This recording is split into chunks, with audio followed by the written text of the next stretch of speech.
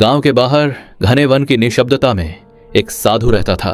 छोटी सी कुटिया, सरलता भरा जीवन और भिक्षा से ही जीविका।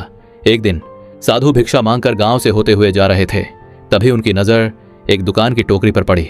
उस टोकरी में बड़े बड़े रसीले खजूर रखे थे। ऐसे खजूर उन्होंने पहले कभी नहीं देखे थे। मन में इच्छा तो जागी, पर पैसे न थे और साधु चुपचाप अपनी कुटिया लौट आए। उस रात नींद उनकी आंखों से दूर थी। खजूर, बस खजूर। मन बार बार उसी टोकरी तक लौट जाता।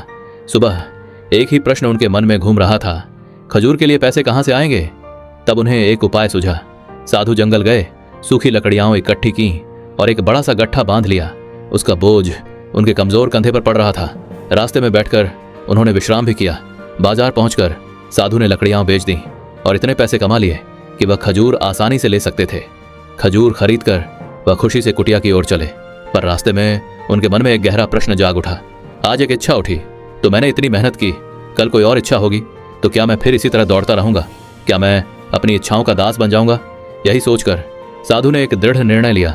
खजूर जो अभी अभी खरीदे थे वे उन्होंने एक गरीब व्यक्ति को दे दिए और अपनी इच्छाओं 10 पर जीत पा ली। दोस्तों, यह कहानी सिर्फ उस साधु की नहीं, यह हर उस व्यक्ति की कहानी है जो अपनी इच्छाओं के बोझ तले दबकर परमात्मा का नाम भूल जाता है। धन कमाओ, कर्तव्य करो, पर अपनी इच्छाओं को सीमित रखो और अपने व्यस्त जीवन से थोड़ा समय निकालो उस परमेश्वर के लिए जो हमें जन्म मृत्यु के चक्र से मुक्त करता है। वही सच्चा मोक्ष देता है।